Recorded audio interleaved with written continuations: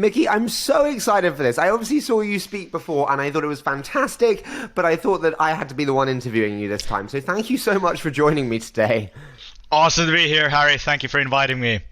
Not at all, but I want to start with a little bit on you. So we see Wolt today, this incredible household name, but what was that aha starting moment for you with the founding? There wasn't really like a single aha moment. But like I started in university in 2009, right after the financial crisis, and in hindsight, it was a really good time to start in university. I think it's kind of like starting university today because when the world looks, as fucked it is right now, that's a really good place to be starting something new. Sorry, can I just why? Because there's going to be a lot of things that get cleaned up from the economy. Right now you can see like a lot of tech companies are, for instance, like, laying off people after, a decade of fervent fighting for talent, which means that it's a really great time to start a new company. There's a lot of people that are willing to take risks that are available in the labor market and so forth. So it's like this like renewing phase of economy. And if you start to work on something new, you benefit out of whatever may come next. Mm-hmm. So hindsight was a very lucky time of the 2008 financial crisis. And I ran into this group of people and that were talking about startups and TechCrunch and Facebook and Twitter in 2009 when, like in Europe, no one knew what any of those things were. Yeah. And I just got hooked. This was a world that was talking about building stuff. This is a world where, people were talking about how the world is changing when I was a little bit afraid starting in uni that like the world is ready. Like it's already been defined, we only get to live in it. And then you realize that like hell, it's like this internet revolution, everything is going online, a world of opportunity, it's at the start. So it kind of got me hooked and I went with it. And over those years of like, I did many things in those years, but like I just realized that, we're living through this almost like industrial revolution. The world is going online, every industry is being redefined, every service, like every part of the world being thought of in a new way because you can organize things more efficiently, differently because of the internet. And for me, the aha moment was kind of realizing that, the smartphone in everyone's pockets, like iPhone came out in 2008, it's going to become a remote controller. It's going to become a remote controller for everything we have in life. And I was like, I want to be a part of defining what that remote controller is going to do. And Wolt the hypothesis was, what is the button for food going to look like, and ultimately for local services and everything in the city. I have to ask, when you started, was it immediate product market fit? Did you know instantly that it was a service users loved? When was that moment when you were like, we have something here? No, so Volt's founding thesis was that, okay, the world is going online, consumers want to be able to interact with like different services using their phone. It's going to start with things that are easy to do as like a pure digital service like music or entertainment or video or news and so forth. And eventually you end up with all the physical services, like the things that are more difficult to do as an online thing because you have to do like a hybrid of online and offline. And I was like, what is this going to mean to local services? The restaurant is the biggest local service. We eat every day. What is the button for food going to look like on the phone? So we started with like a vision. Like we didn't start with like, we have a problem, we're going to fix this problem. We were like, the restaurant and food is going to end up as a button on the phone and we're going to figure out how it happens.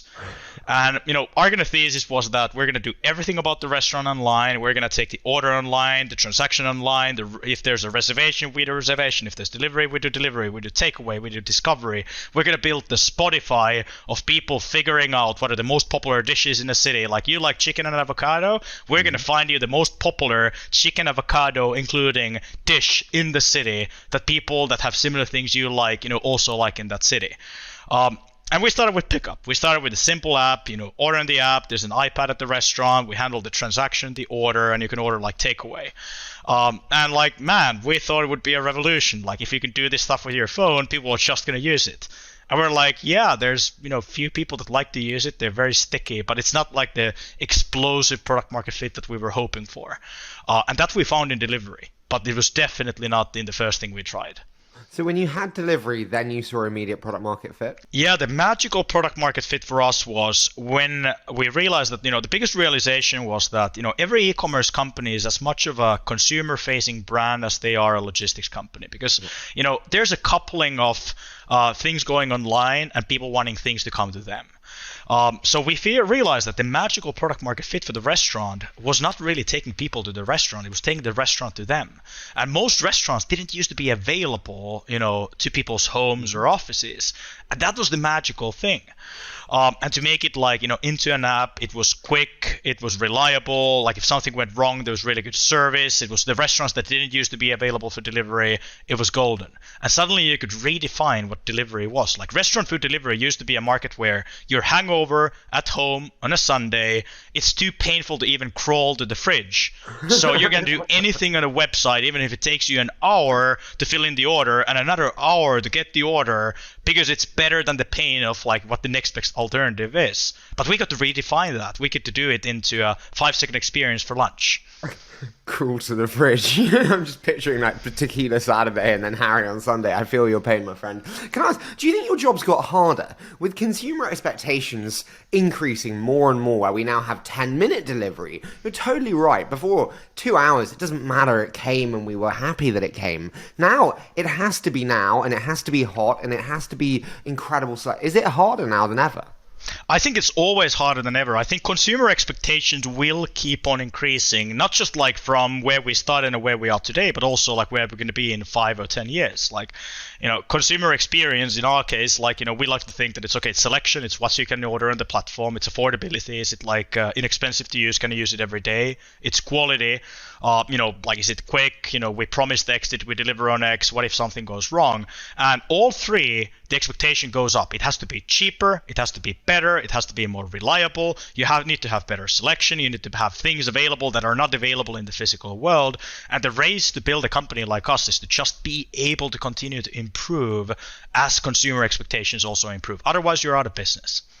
Totally are. You mentioned the word race there, and I want to talk about like performance, and I want to start with you as a leader. Well, when I say high performance to you as a leader, what does that mean, and how do you think about high performance in leadership?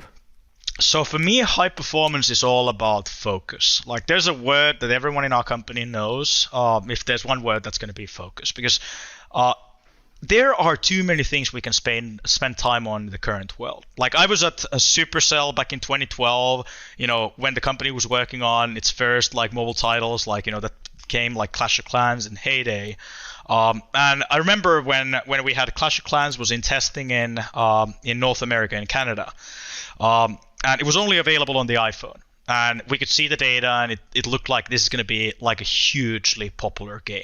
Every number was off the charts when you looked at like what games were back then in terms of numbers. And I asked Ilkka, as the founder and CEO of Supercell, that like, we're not working on an Android version. Like, people are going to see what we're doing, and they're going to try to outrace us to Android. Like, we should start probably working on an Android version right away. And Ilkka was like, yeah, I've been thinking about this, and we're a small company, 35 people back at the time with like 10, 15 million in funding. Like, we get one chance. And we either get it right or we blow it. And if we blow it, we're not going to get a second chance. Why would we split our efforts, split our people, split our focus to try to succeed on 2 platforms versus putting all into one platform and succeeding on that? And what happened was that Supercell launched Clash of Clans very famously only 2 years later on Android. That's what focus means. Like, focus means making difficult decisions to put all of your effort in the smallest possible subset of things. And if we now think about performance is the ability to decide what exactly are the things that you need to get right and getting that to the smallest possible area. It's both as an individual, as a team, as in a company. Can I ask, what has been the hardest decision around focus for you with Wolt? I mean, we started with this grand vision of the everything app, every local service, everything you can buy in a city, you can get on our platform. We want to do everything. We want to do restaurant, grocery. We want to do like clothes, electronics. We want to do services. We want to sell you movie tickets. That's the vision of the company. And for the 5 first years of our existence, restaurant, food, delivery. When we saw that it worked, we were like, cut everything else. This is really difficult to do. We're only going to focus on doing this with great, quick, consistent customer experience and efficiency and good unit economics.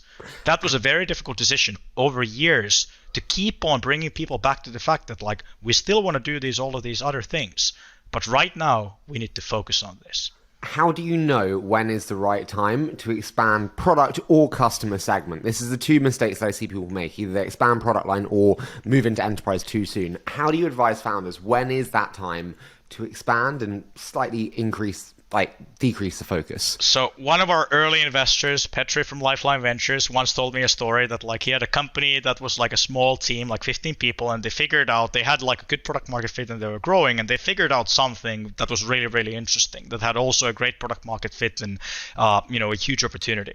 And the team came to him and asked that, how should we do this? Should we like split the team and like have part of the team work on this or spin out another company or something? And Petri was like, you shouldn't split a raisin, because it's already so small that having half a raisin is like, not very intelligent.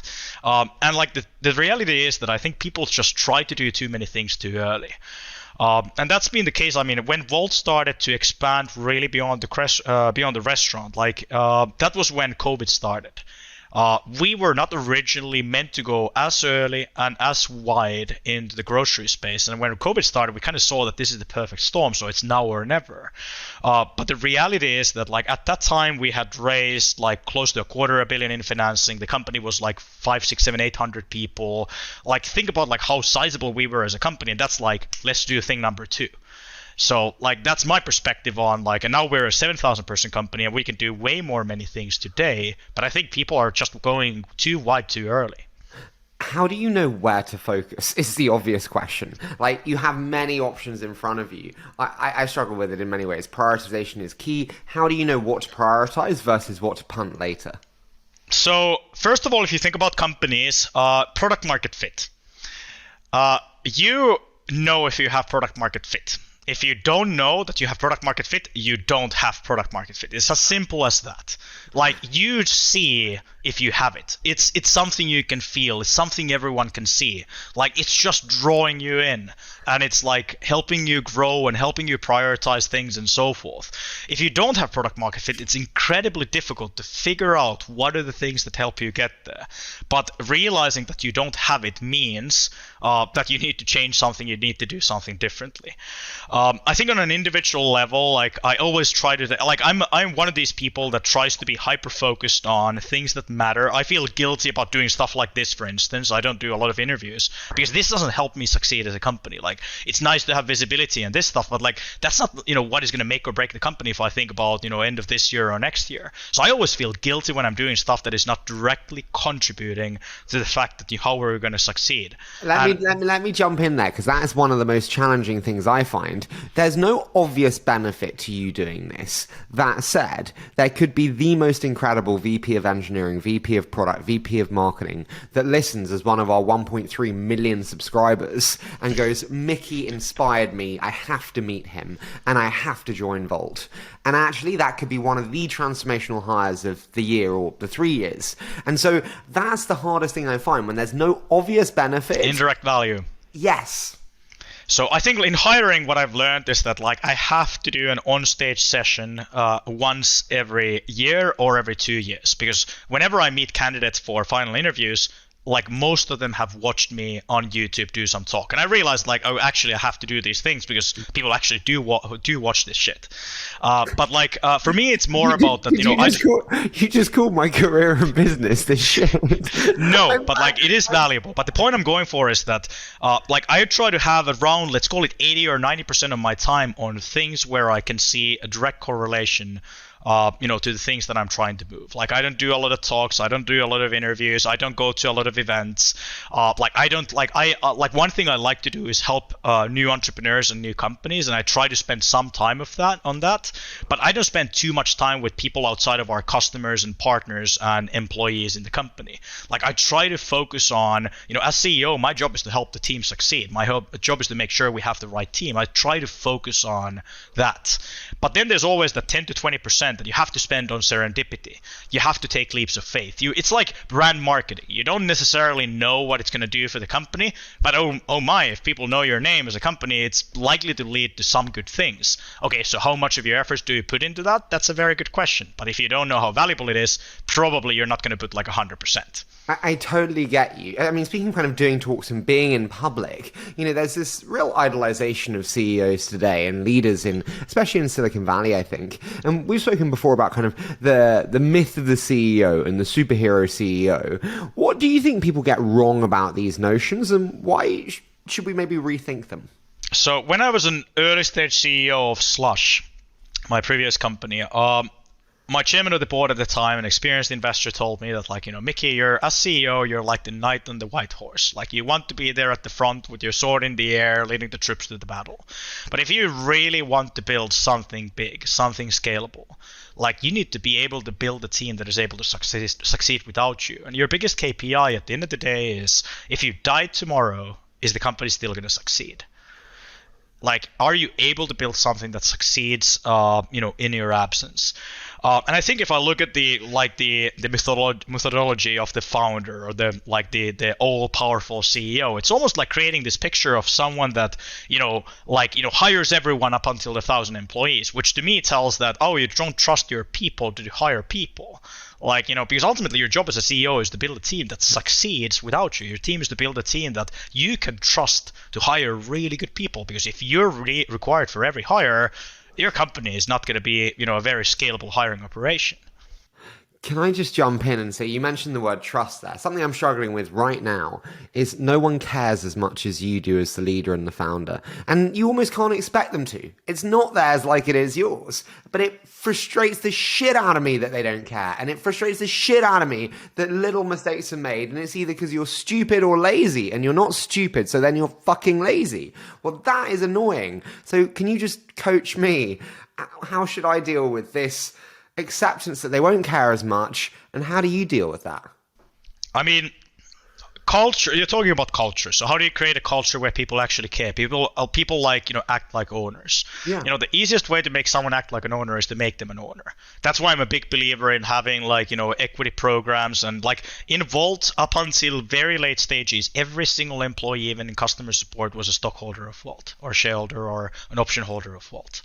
So, it starts with compensation. If you don't incentivize people to be there for the company, how can you expect them to be there for the company?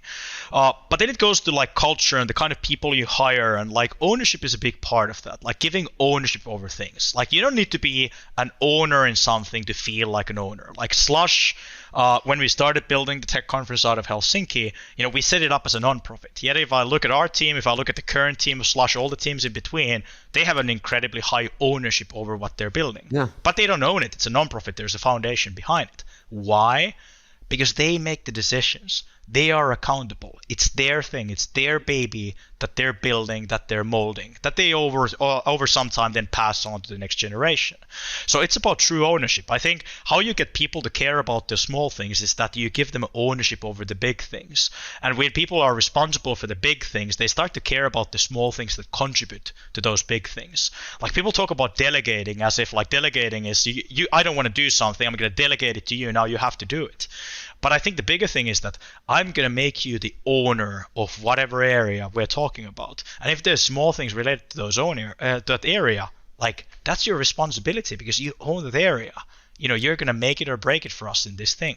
And I think ownership leads, people also caring about the details. If they feel like owners, they're going to also care about the small things.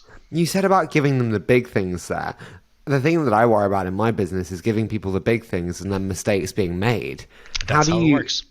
What do you do then? The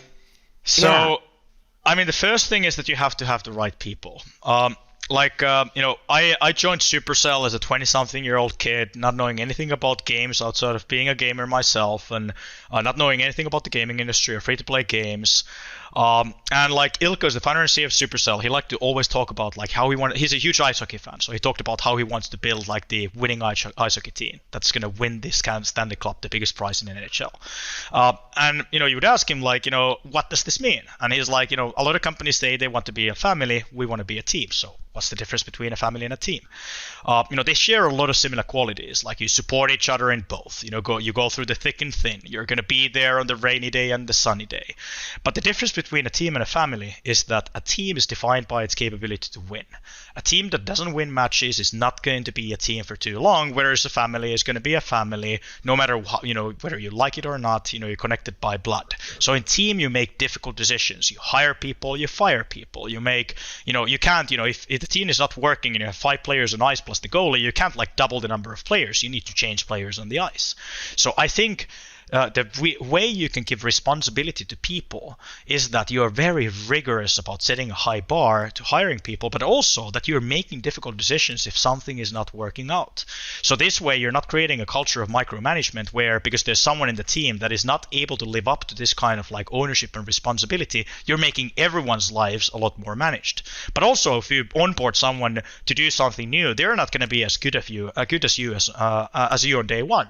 So you need to, spend time on them, you need to invest them, you need to do things together, then you let them fly on their own wings, and if it doesn't work out, you accept the fact it's not going to be perfect on day one, and ultimately you go forward 2 years in time and you're like, man, this person is a lot better than I ever was in doing this thing.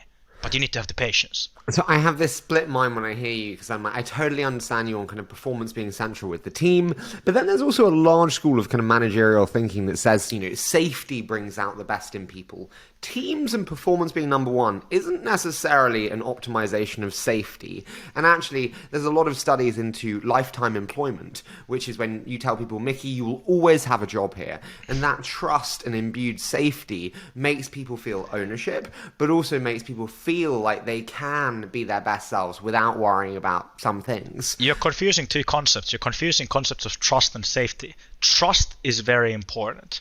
Trust is that we're gonna treat you fairly. Like if you're doing badly, you're having a divorce, you're burning out, we're gonna make sure we take care of you.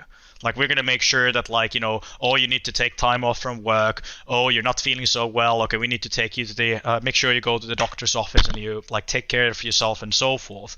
That's trust. Trust is also oh, this is not working out anymore, Harry. You're a great person, but you need to find a better place for your ambitions and what you're doing, and we need to find the right person in this role. But we're gonna treat you fairly. We're not gonna leave you on top of nothing. We're not gonna do the bare legal minimum. Oh, you're just about to hit your cliff. We're gonna give you your cliff. Oh, we're going to give you some months of salary so you can take a break and figure out what you want to do next. Trust is important, but safety, no. If you want to build something that is able to be successful, you need to have a high performance environment. And in a high performance environment, a team knows that they're as strong as the weakest player on ice. And you need to have strong players on ice so that you're able to win matches. And if we're, why are we playing this game if we don't want to win? We need to be able to win matches. So I'm not a big believer in safety. I'm a big believer in trust, in giving people opportunities, giving people the opportunity to learn, to grow, to make mistakes, and so forth. But at the end of the day, you still have to make difficult decisions about making sure that you have the right people in the right places. Trust is important. What's a mistake too far? Often people make mistakes, they're learning, and you need to be there and support them, and you have that trust. But when is it this is not working? So mistakes are... I don't really remember parting ways or firing someone because of mistakes that they would have made. But it's ultimately about trust when trust is violated. I can't trust that this person owning this area, that they're going to do a good job without having to be involved, without having to follow what's going on and so forth. So it's a lot about individual mistakes. It's about trust is a binary thing. There's either trust or there's no trust. And as long as there's that trust, people can make mistakes, and as long as you understand, okay, this is why it was done, and it was done on good conscience, and they tried their best and they learn from it and so forth. Mistakes are more than fine. That's how you learn. Can I ask, do you start from a relationship of full trust and it's yours to be lost, or do you start with little and it's there to be gained? That's a very good question. It depends on the thing. I try to start with an assumption of trust, and that's what we also say within the company. Assume good intentions. Assume that people are trying to help the company succeed. That's my starting point. But if I have something that I'm personally very passionate about, something that I've been close to during the history of the company, I'm not going to be very trusting until I see that you got it. The first person to lead product outside of myself in Wolt, the first person person to lead brand outside myself in Wolt. Like these kind of things that are very close to my heart, and I have a very strong opinion about those things. Like I'm not just gonna let someone take it over and do whatever they can out of it before I see that they get it right, because I don't want us to fuck the thing up. Can I ask, in terms of like your attachment there to certain aspects of the business, there's a deep attachment between the CEO and the founder and the company itself. Your identity in many ways is your company. It probably shouldn't be. Your therapist will tell you. One of the most unhealthy things about being a founder. Yes. Yes, I agree. And then I have these American founders on the show, and they're like, "I'm very good at this. I'm very detached." And I'm like, "No, you're an asshole." But like, I'm like, I hate going on holiday because I'm like, "Oh my god, I don't know who I am without it." How do you think about your own identity attached to the company identity? So someone once asked me a bit out of the blue that what has been the biggest thing you've had to sacrifice to build, do these things and to build your company and your career.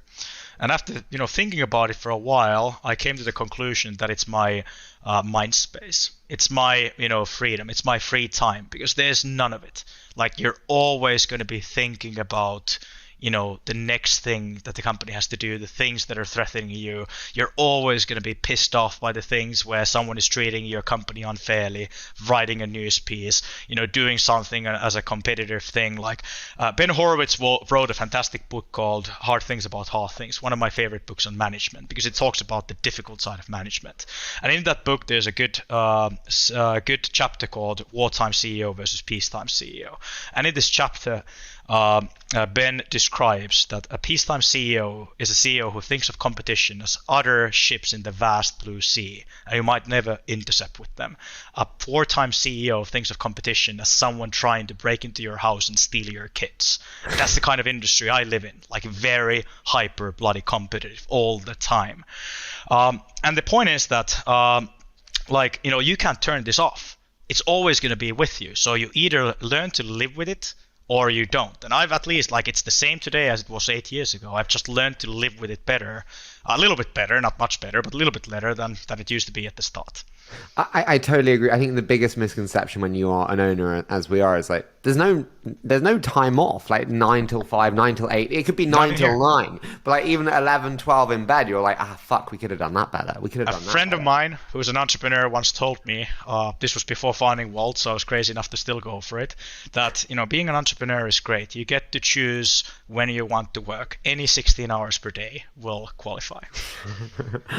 Can I ask though? My mother actually says to me, she's very posh in English, because darling, are you not lonely? Because I'm single and I just sit on my own and work for most of the days and nights.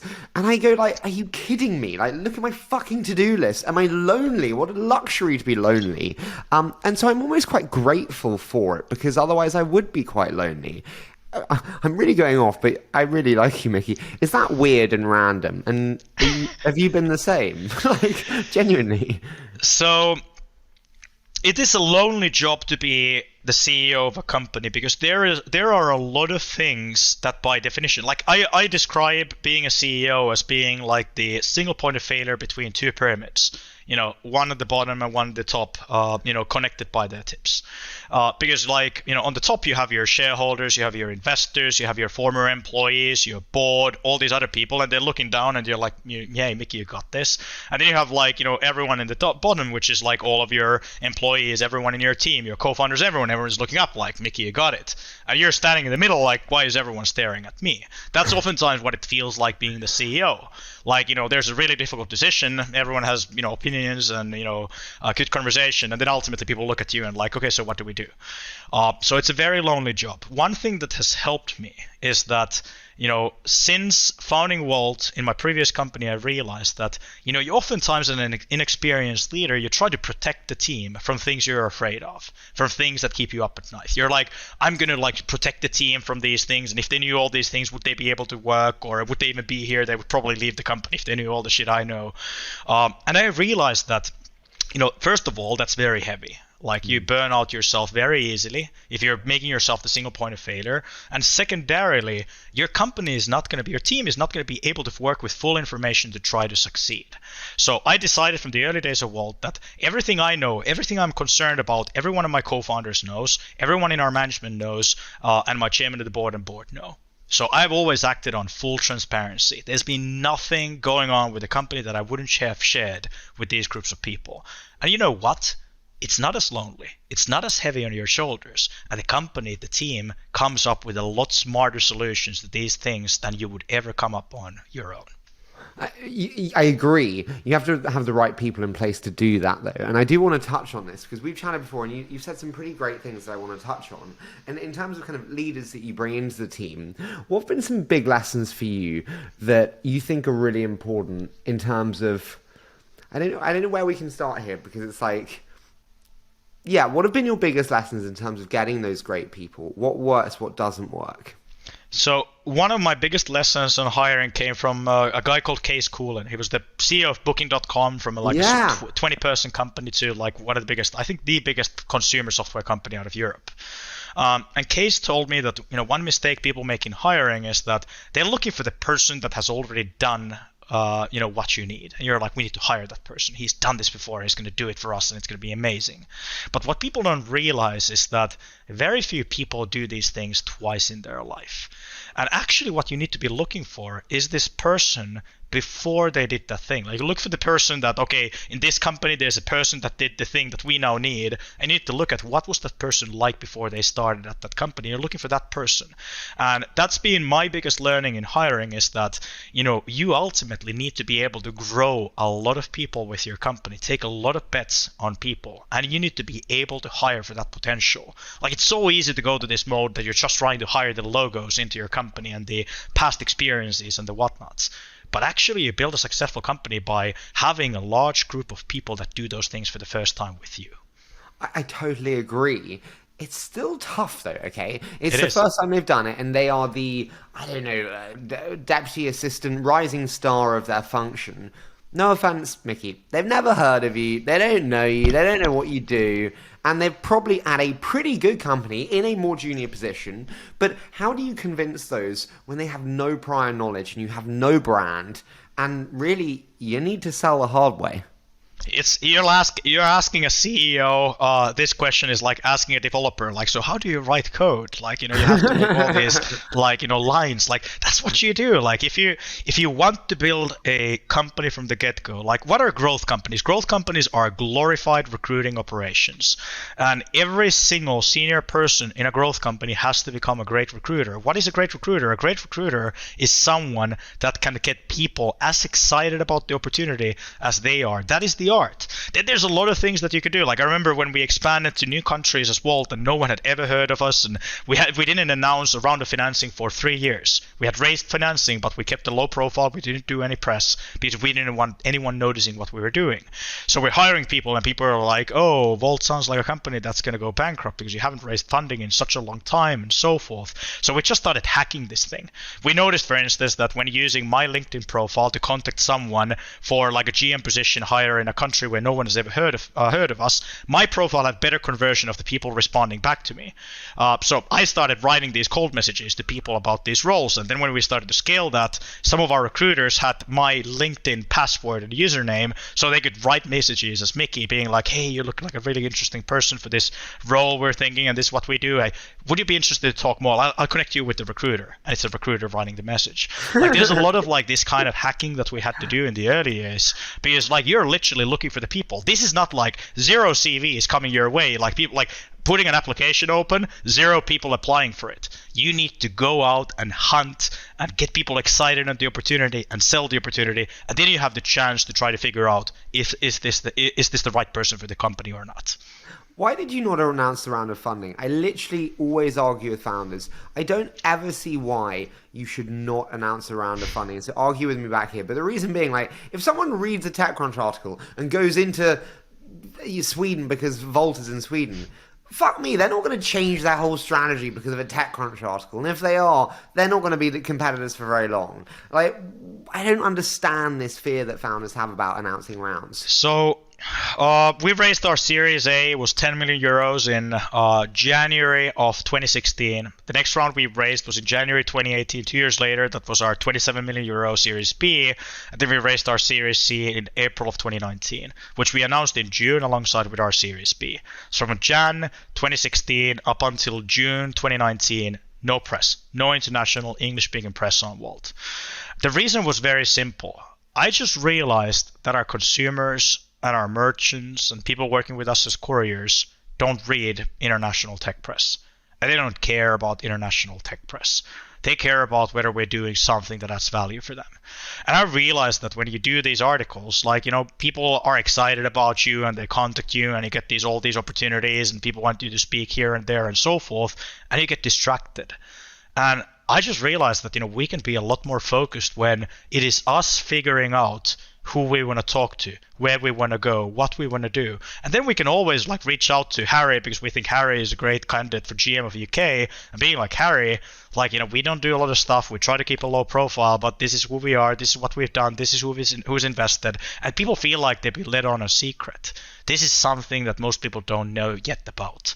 So at least it worked for us. But our industry is a cutthroat industry. Our industry, we went to Japan after announcing all these rounds and everything. 4 companies followed us in the half a year that followed. Our industry is an industry where people do watch what others are doing. Totally. I also have a great, large ego and deep insecurity, and you don't. So there's maybe reasoning behind that. What? No offense. Why the fuck did you choose Japan? I remember reading this. I was like, huh? I mean, we've looked at always at the globe as our kind of home base. The reason we stuck to Europe in the early years was that time zones are expensive. Longer flights are more expensive. If you need to support customers 6 hours time zones away, it means there's going to be engineers up every night pretty late. And if you have a 20-person engineering team, that team is going to be under a lot of stress very quickly. So okay, let's go south because the time zones are going to be similar. But we were always looking at the whole globe, and we just saw that that's an interesting market because it's underpenetrated. It's a very difficult market, but it's an underpenetrated market in our industry, and that's how we've expanded. We've always looked for the places where we can create the most value with the most efficient investment. Can I ask, sorry, going back to the hiring, there's always challenges that one faces. What were the biggest mistakes that you made in the hiring? Hiring for logos. I remember we had another company. I'm not going to say any names, that would be impolite, but we had another company that was interested in acquiring our company many years ago. I'm not going to mention the year. And they had a very impressive team. Their management team came to Helsinki, and we spent time with them, and we had all these dinners and stuff and so forth. And ultimately, they gave us an offer in the company that we ultimately said no to. And I remember my co-founder, who's a little bit autistic, developer, doesn't really care about other things than how things are in the rational world. And he was talking about the VP of engineering of that other company. He was like, yeah, he has a really impressive CV. He was in this company in Silicon Valley and that company in Silicon Valley and that company in this role, and he's involved in that project we all hear about. Yeah, this is a very similar person to the best people or some of the people we see in Helsinki, but the logos are more well known. And I just remember being yeah, that's a really good point. You get dazzled by these logos because they're global services you've heard of, but it doesn't mean that you wouldn't have fantastic people in companies you've never heard of. That's really the art and the skill. And I think my biggest mistakes in hiring were going after logos. We're going after, this person has done this and that in this company and that company. And then, later on you realize that actually you need just people that are very capable. They can come in big logo companies or from other companies. Can I ask, was there ever a point in the journey, Miki, where you felt you were behind the scaling of the company? And Several when was times. that? When was the most poignant one when you're like, I don't know if I'm growing as fast, and I'm fucking worried? Yeah, several times, this CEO job. I've been the CEO of Wolt since, I had an idea to a founding team to around 7,000 people today. So I have, the role has changed quite significantly on the journey. And there's been multiple points in time when I felt I'm underwater and I'm going to drown unless I somehow, figure out a way to get back on top. I'll give you an example. This is a vivid experience I remember. The same case Kuulen, he led our Series A from EQT Ventures. And we had this session in Amsterdam for 8 hours. We were talking about the booking story, and he was an early investor in Uber, and he was very involved in the early days of Uber, and he explained the Uber story and so forth, and what's there to learn. And one of the things he said to me was that, Miki, the most important hire you're going to make next is that you need a great recruiter. That's the most important hire, your first recruiter. And I write it great recruiter, top priority. And I go to Helsinki and I'm like, I've never met a recruiter in my life. I was like 20 something years old. Never worked at a real company outside of Supercell, and Supercell didn't really have full-time recruiters back then.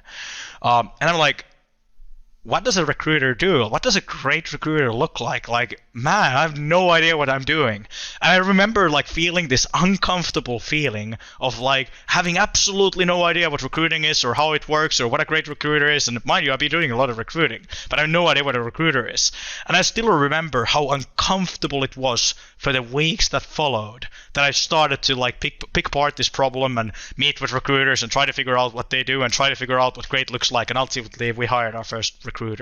But the point is, like, this moment in time of being encountered with something where you have no idea. Same thing, we raised our Series B. We're running out of money in 6 months. We need to raise a growth round. We have absolutely no idea how you raise a growth round. So unless we do this, we're going to run out of money. And you're like, go. And I remember, like, we're making like a deck with my CEO, like, what does a deck for a growth round look like? Absolutely no idea. And we blow up the first couple of investor meetings, like, oh, this company doesn't know what they're doing. And you learn, and we somehow were able to pull together the round. That times 100. That's what it's like to be a CEO of this kind of a growth company. I totally get you. I'm sure they're regretting that Series B blowing up for the first few meetings. But you said they are kind of about the importance of recruiting. You've said it a couple of times, like, they're just kind of people acquisition organizations. We're kind of seeing this new realization, though, today that most companies need far fewer people than they actually have. Do you agree with that, or are you like, no, it's a correlation to the macro, and it's just an excuse of, bluntly, financial flows? How do you feel that companies need far fewer than people actually think? And does that throw shade on? This is a funny thing. So right-sizing a company is easy in occupations where the relationship with the person's work and the value they're creating is very, connected. You're running a restaurant. You either have enough waiters and waitresses, serving customers. You either have enough chefs or not enough chefs in the kitchen. If you have too many, you're probably should have less and pay less, and you get the efficiency through that. You have too little, you probably should hire more. And then you find this equilibrium, and you're like, great, we were able to make all the dishes. Customer experience was great. Not too much slack time. The unit economics look good.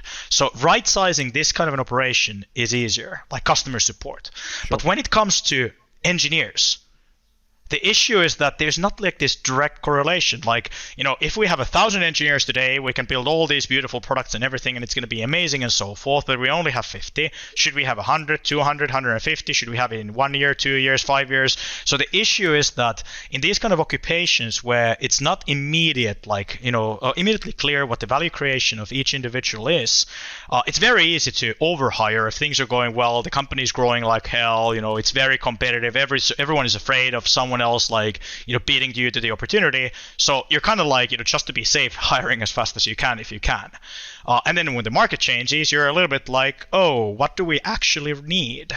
And then it might look very different. And I think different companies have been built differently. To our benefit, we haven't had to go through any layoffs, God forbid, in the current landscape, at least so far.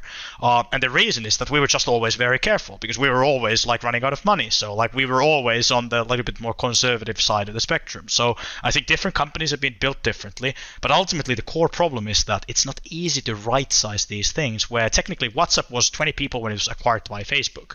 And Facebook today, Meta, is 87,000 people. The right answer to how many people Facebook needs or Meta needs is probably somewhere between 20 and 87,000 people. Where? It's a very difficult question to answer. I totally agree. Do you agree with hire fast, fire fast? No. My thinking is that hiring is a commitment. When we hire someone, we're serious. We are hiring someone because we want to commit to them and we want them to commit to us. We will have failed as a company if we part ways with you. We will still have to make those difficult decisions because we're not going to be a successful company if we don't make the difficult decisions.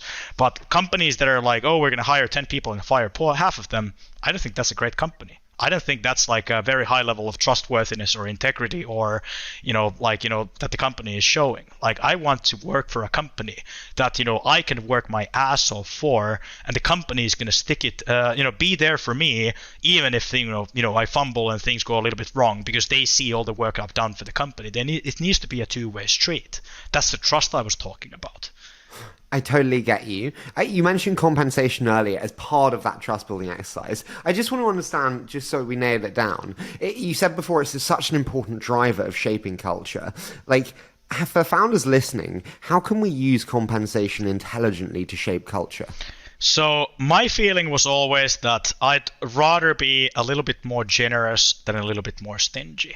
That was my guiding principle. It's the same thing about like culture. I always err on the side of transparency. If there's something I can share with the company, like I always ask, is there a reason I couldn't share it? If there's not, I'm going to share it. If I'm thinking about sharing it to the smaller group and I'm like, is there some reason I couldn't share it to the bigger group? I will default to the bigger group. It's the same thing with compensation. I try to err on the side of treating the employees, treating the team more fairly than not. I think a lot of companies try to be a little bit too smart around like all the terms and how quickly you need to subscribe your shares if you leave the company and the vesting periods and the whatnots. Like my kind of thinking has been make it as vanilla, as fair as possible for the team. Like our approach, since we like up until we were like hundreds and hundreds of people, every single employee in the company was eligible to get stock options in the company. Even when we were thousands of people and you came to customer support as a part-time employee, there's a way to become a stock option holder in the company. And the thing was that I remember in the early days, I was in Czech Republic, during the weeks we were launching it, and I meet with some of the local folks in the team, and I noticed that there's an employee from our Baltic operation, and the guy is like a restaurant partner manager, so acquiring restaurants, helping acquire restaurants to the platform, and he's helping the Czechian guy doing the same thing. I'm like, Mantas, what are you doing here?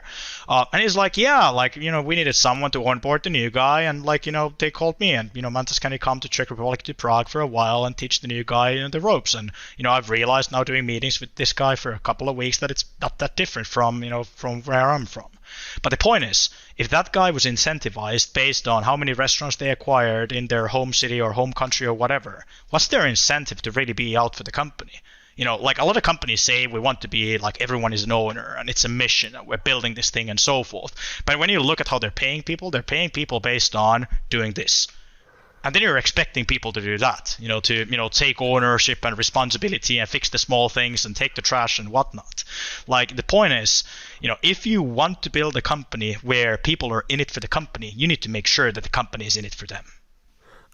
I love that. You are the master of great sayings, by the way. I mean, it's such a shame you're not on Twitter more because you could absolutely smash it. I've noticed Twitter adds very little value in company building, unfortunately.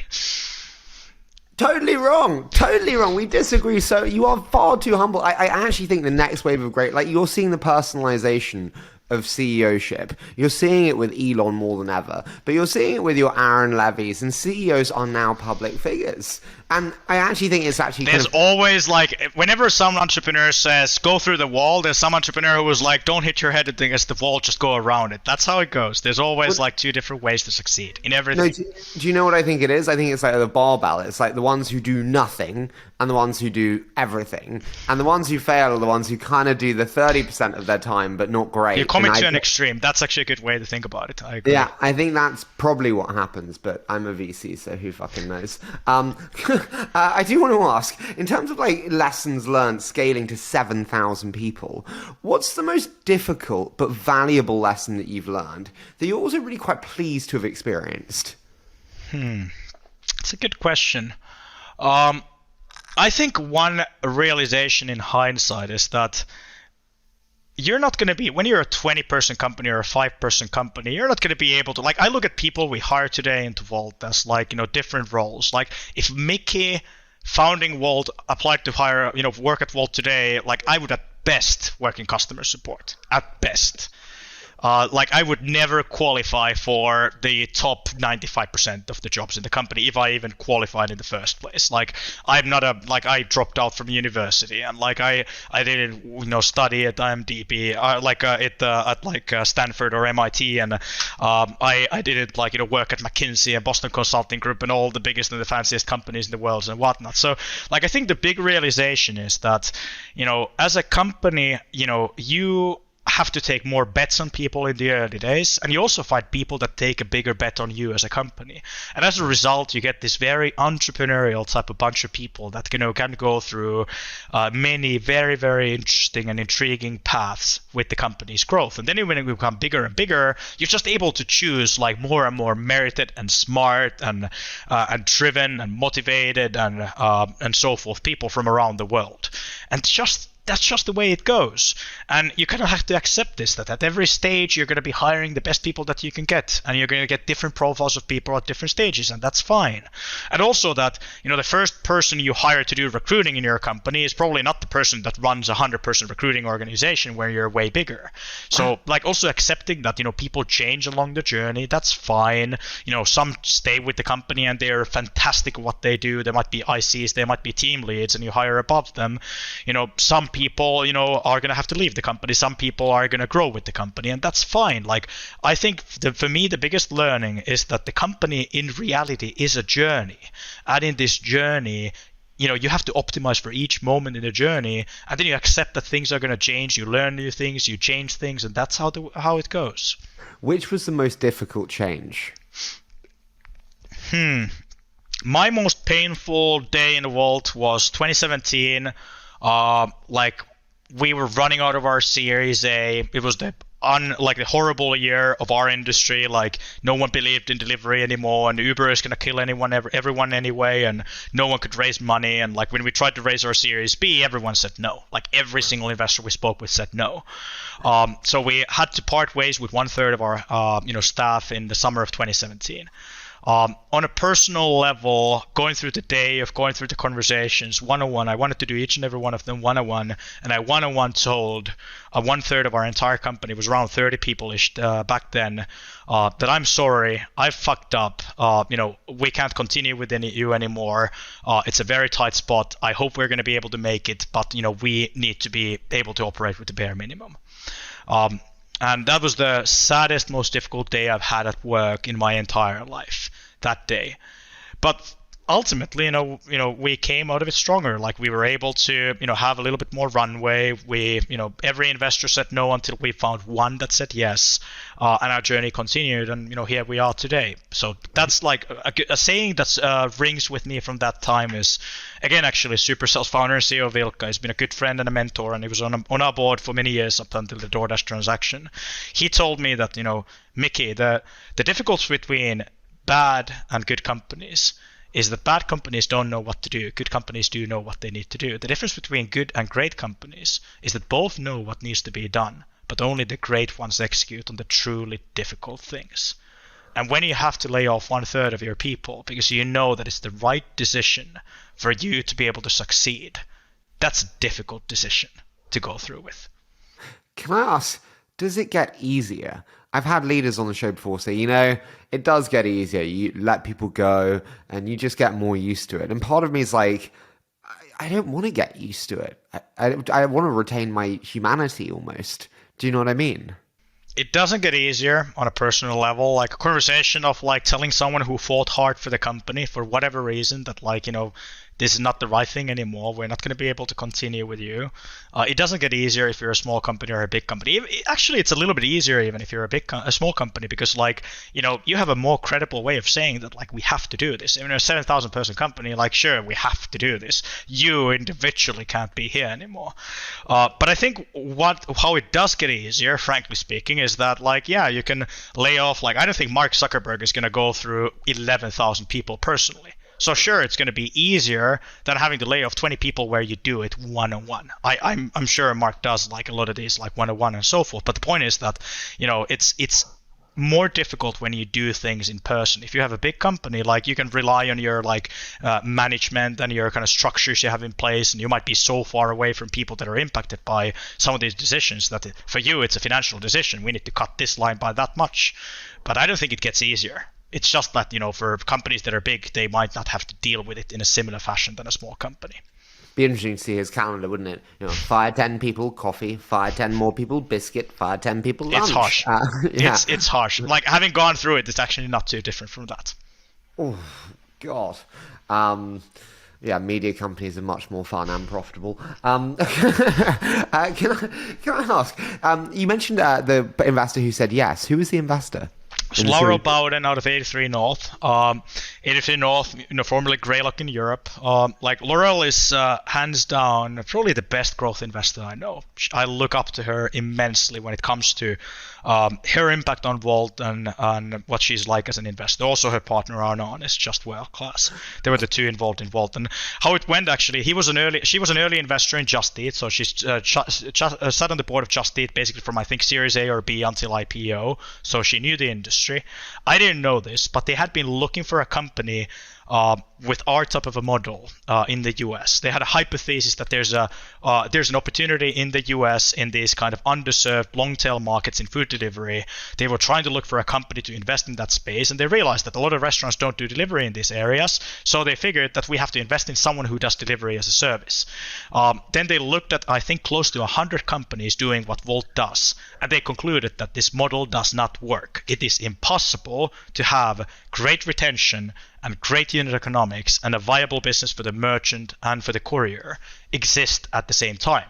So I happened to run into someone who was like, you have to talk with Laurel and 83 North. They did this Just Eat. They know this industry. And I took a call with one of the like more junior folks on their team, and I hadn't heard of them, as the big mighty ex-Slush CEO. I was like, I don't know them, so they must not be relevant. But I sent them the deck, as a follow-up out of courtesy because I promised to do that. And the next day I got a phone call from an unknown British number. And I'm like, who is this? And I answered the call. And it's like, oh, this is Laura Bowden from 83 North. I saw your deck. You must be lying. These numbers can't be true. And they ended up leading our Series B. The only one investor that said yes. Everyone else said no. We even had an acquisition offer at 3x the valuation that we raised money at. It was the stupidest thing I'd have ever done, raising that round, being like, why the hell don't we sell the company? No one believes in us. If you look at the level of what we're getting from like an industry player. And yeah, she was right. Can I ask, Miki, when you sell a company, you obviously get liquidity and your financial profile changes. How do you think about your relationship to money today, your relationship to money then when you could have sold and made really good money? Like, how do you think about that relationship to money today? So for me, this has genuinely never been about money. And the moment I realized that this is not just something you say to investors to make them feel like you're in it for the long term and you don't just want to run when someone gives you a check or offers you a check. The moment I realized that was when we got our first acquisition offer. This was 2015. We're 1 year old as a company, and we got an acquisition offer which had like cash and stock involved. And I was like, 2015, I was 26. It was a big amount of money. Like when I started Wolt, my credit card was maxed out. I had €0 in my bank account. I was literally living from like hand to mouth. Like I wasn't one of these people that had like money to go around or whatever. And I remember contemplating on it for quite a few nights, and same with my co-founders. And I just ultimately came to the conclusion that like I want to see what comes out of this. And there's the same thing. The next acquisition offer we got was the same thing. Like sure, there's a lot of money that you could have made in the moment, but we are not done. So like for me, I realized over that time that for me, it was really never about the money. Like, for me, it was about the fact that, we get this maybe once in a lifetime opportunity to build something. And I want to see what comes out of it.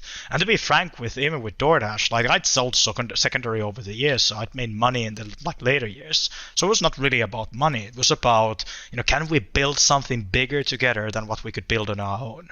So for me, it's always been about building, first and foremost. But I can say that it's not about money because I've literally said no to money and struggled for years after that decision.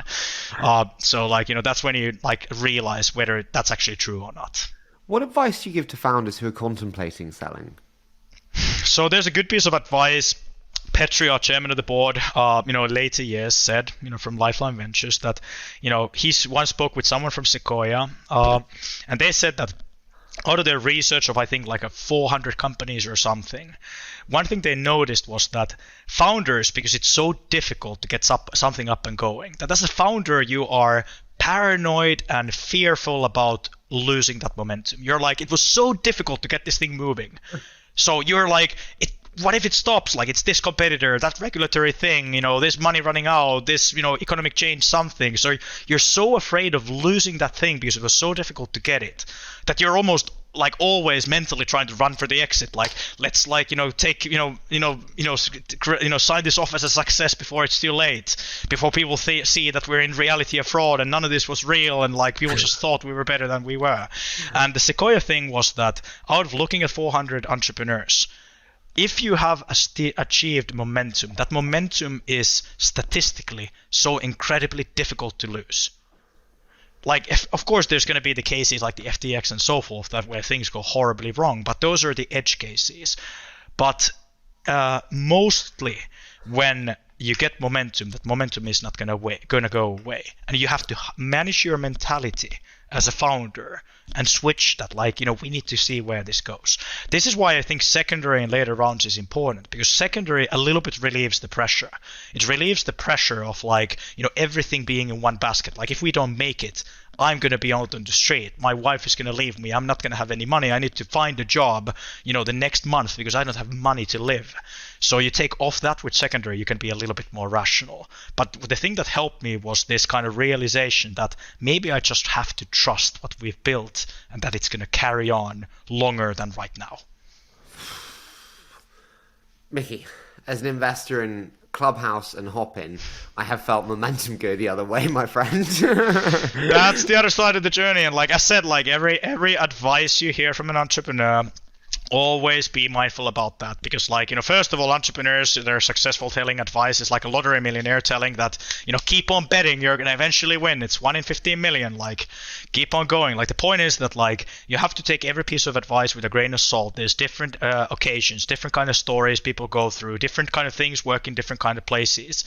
But I think, like, there's also these, like, 70% of the time this might apply, and you might be in the 30% and it doesn't help you, but at least for me it's helped.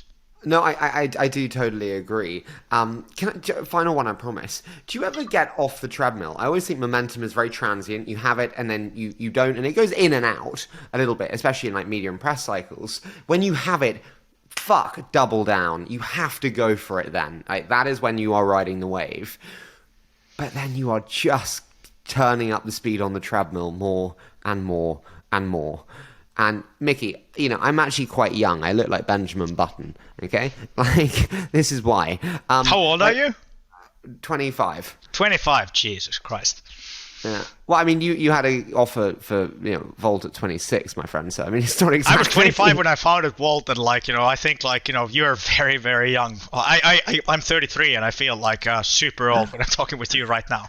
I've done it for 8 years. But do you ever get off the treadmill? Do you ever sit and go, that was great, well done, team, I'm super proud? So when I remember when I was like a young student at the university, dabbling in the world of startups, and I ran into this like older student that has started a gaming startup, and they raised 2.5 million from Index. And they had this penthouse office, 15 employees, their own sauna with a terrace with a view of the city in Helsinki. This is like 2011 or something. And I was like, man, these people are cool. Like, they have their own company and their own office and millions of financing, and they're building games, and it was the coolest thing ever. So when we raised, and I was like, you've made it when you make there. So when we raised the 2 million round of financing, or seed extension round back in 2015, I was like, fuck, like, we're so underfunded, like, we need to get more financing. And we raised the 10 million round of financing. Still so underfunded. We raised 100 million. We raised 500 million.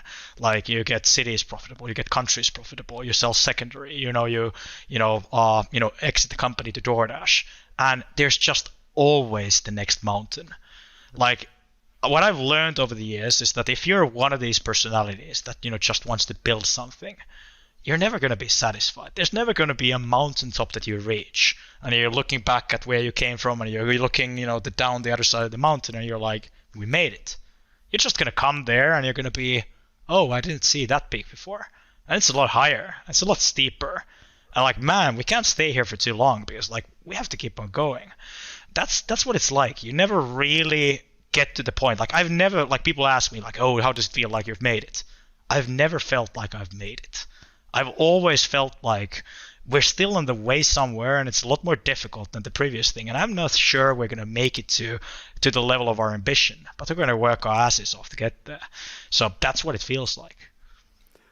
I do love you, Miki. That is such a good answer. I want to move into a quick fire round, my friend. So I'm going to say a short statement. You give me your thoughts. What's your favorite book and why? Like I read like 200 pages of internal documents a day. Like, welcome to a 20,000 person company, my friend. My favorite book, though, it's actually very clear from a professional point of view. That would be Hard Things About Hard Things by Ben Horowitz. If there's a book I spent the most time on professionally, that's that book. I've read The Paragraph, The Struggle, maybe like 20 times in my career. The paragraph about how to fire as an executive several times when I've had to do it. How to demote a loyal friend several times when I have to do it. Wartime CEO, Peacetime CEO several times when I've been in a fucked up competitive situation. So that's been the only book that has really given me solace, because there's a lot of these management books that tell you how to be an amazing leader. And they're like, how are you an amazing leader when you're running out of money, your competition is killing you, you're not sure that you're going to be able to keep everyone that's working in the team, you're not sure the technology is going to work out, the product is going to work out, you're doing the right decisions. Like, how do you make great decisions and be a great leader in that instance? And that book I love for that reason, that it gives you solace. The thing I love about Europeans is the swearing. Americans, zero. Tell me, my friend, what have you learned from Tony at DoorDash? Tony is actually like, I wouldn't have gone. So I had actually a personal blocking right to any M&A transaction of Wolt. So Wolt was not possible to get acquired by another company without. I actually have a placate. This is a placate for allowing the company to be sold. It's called Managing Director Consent. It's a stupid thing we negotiated as part of one of our rounds. But the point is that I wouldn't have gone for this if it didn't feel like the right decision, not just for like the shareholders and the employees and the company, but also from a personal growth perspective. And Tony is a leader that I look up to. He's a leader that I've already learned tremendously from, and I recognized that when we had spent time together. He's an incredibly thoughtful leader, and he's great at articulating culture. DoorDash is a magical place when it comes to how culture is embedded in language, in the kind of things that people say that are DoorDash type things to say. We have similar things in Wolt, but for DoorDash, usage of language and culture internally was on a whole another level. That's a very individual good example, and it oftentimes starts with Tony, as culture tends to start from founding CEOs. I spoke to him before the show. Always a lesson when I speak to Tony. Tell me, what's your biggest guilty pleasure, Miki? Fortnite. I'm a gamer by background, so I spent my growing up years playing a shit ton of games, Dota. I grew up with that game. My first leadership experience was starting a Dota clan on Warcraft 3, the Battle.net, and we had 60 people, and I was the chieftain of the clan. That's the first time I fired someone. I still remember firing a person that's I was 15 and the other guy is 15, and you're not making it work for the clan anymore. Sorry, you have to go. So I'm a gamer, and I hadn't played games for a very long time. You can notice I have a gaming rig on, because this gaming rig I bought myself as a present in January 2020. And you know what happened to this gaming rig in March 2020 when COVID started. But Fortnite I picked up with some friends when COVID started, when you couldn't go out and do stuff, and we kept on doing it since. With a small group of people, hanging out, talking shit about stuff, maybe drinking a beer. It's a really nice pastime. Are you married? Yes. Does she mind? So she's not excited about it. I don't get as much time to do it as I maybe prefer, but you find time here and there. She's not excited about it. Tell me, what 3 traits would you like your children to adopt, Miki? Maybe the one thing I'm most grateful for in my life is that I was able to venture onto this path that is not pre-described.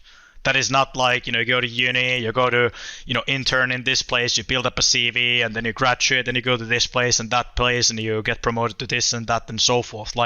I was on that track.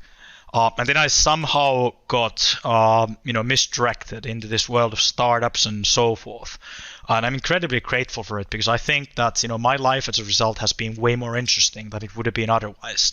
My hope for my kids is that, they can do whatever it may be, something that's off the beaten track, something that's, a little bit more risk taking, something that they're going to find enjoyment and joy in. That's my hope. And if that track for them is becoming a lawyer and, working their ass off for a decade to become a partner, that's fine. But my hope is that they're not going to do it because of their dad or any other expectation, but because they want to do it. What do you know now that you wish you'd known when you started Wolt? Be patient. you get surprised. I've been surprised over the years how much time changes things, how much things develop. Like, I remember looking up to people being like, oh my God, how has that person done all these things that they've done in their lives, and they're so smart and achieved and everything. And, then you realize over time that everyone is kind of the same. Some people got lucky. Everyone was hardworking and smart to get somewhere. And then you have to be lucky on top of it. And you realize that people are not that different. And the biggest surprise to me has been that there's not really like Dalai Lamas and sages and whatnots that are just like in a whole new level of like sentience to the rest of us. It's all, ultimately everyone is just like, similar people. Do you agree with the statement, never meet your heroes, they'll disappoint you?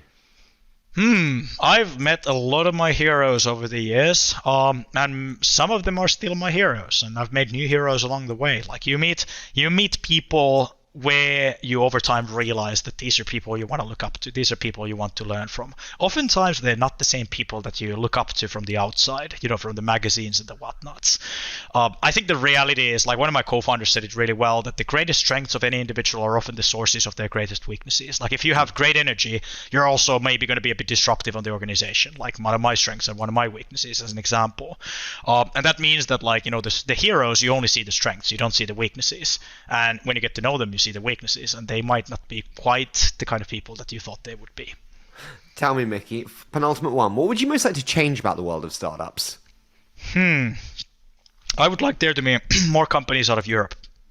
That's one thing I'm passionate about, because like I think the world is being redefined right now.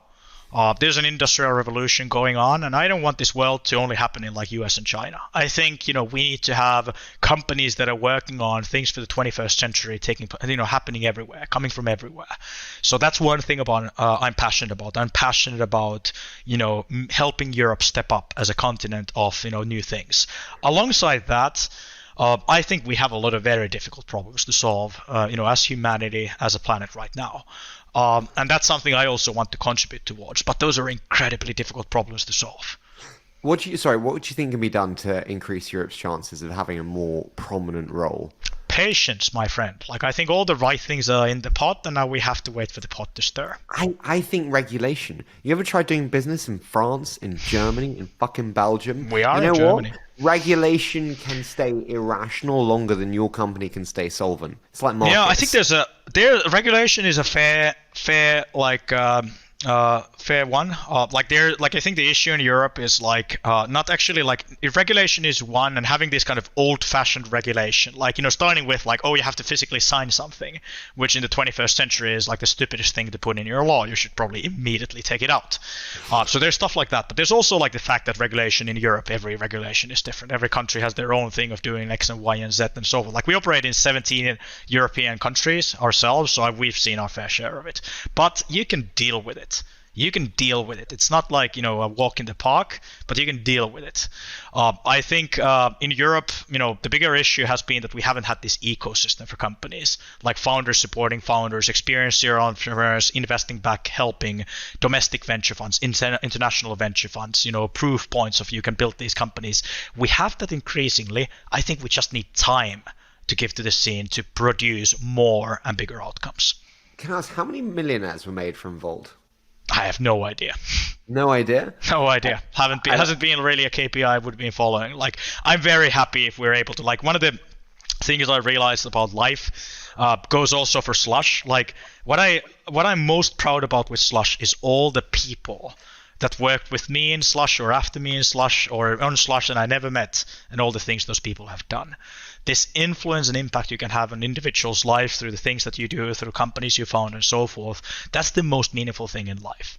Yeah, money is a part of it if they're able to buy a house or support their family and so forth, or start new companies, but it's also about the learnings they make, the experiences they have, the colleagues and the friends and the new companies they found and the new places they go and create an impact. That I think is the biggest way to create an impact. If you think about companies like PayPal and Skype and so forth, these companies, I would argue the biggest impact of those companies wasn't the services they created. It's the people that they touched and what those people ended up doing next, and all the people those people ended up touching. I totally agree with you. Final one for you, Mickey. I could talk to you all day. Final 20-minute VC, completely fucked. Final one. Next 5 years for you. We have this conversation, 2027. Where are you then? Where is Wolt then? Just paint that picture for me. It's a very good question. I have absolutely no idea. Like, especially in the current world, I'm hoping no third world war. I'm hoping no pandemic that kills half the population. I'm hoping the currency system doesn't collapse and we still can, buy stuff with money in the future and not have to trade stuff. So, like, I think there's a lot of things in the world right now that don't make me very happy about, like, trying to give a prediction for the future. A lot of people have asked me, especially as of late, like, what is your next thing? And I'm like, this is my next thing. Like, man, I'm, on the executive team of a stock listed US company. I'm learning so much every day. I'm getting to see like an inside view into Silicon Valley and into building one of these companies, what it is like to build or to run one of the biggest food delivery businesses in the world that is expanding, to so many other categories. Like, I'm 33 years old. Like, this is my next thing. So I'm like, I'm not one of those people that is like, oh, I'm just counting the days to be able to, start my next company. I could leave tomorrow, like if I wanted to. Like, I'm here because I like what I do, and I think it's still very much early days for us what we can build. Like, I think if I have to give a 5-year view, I think people are going to laugh back and smile that companies like, DoorDash and Wolt and others started as restaurant food delivery companies. Similarly to how we a little bit smile if we think about Amazon starting as a book reseller online. Like, I think what companies like us can become as true everyday applications and services for all of local commerce, all of local retail, all of local services. I think this has only started. Like, the future of e-commerce is mobile. The future of logistics and delivery is not next day, not, even same day, not even next 2 hours, next 10, 20, 30 minutes. And we're building like a platform that's very strong in both of those categories. I'm very excited about where all of this is going. Like, the world is very fucked up right now, and we have to deal with that, and that's how it is. But like, I'm excited about where all of this is going. Like, eventually we're gonna come back from this recession or whatever is going on right now, and I like how we're headed there. Mickey, I've absolutely loved this. You are such a star. Thank you so much for putting up with my very wayward questions. But honestly, it was so much fun. No, thank you for having me. I'm really honored to be on the podcast. I've been listening to your stuff for years, so honored to be finally on myself.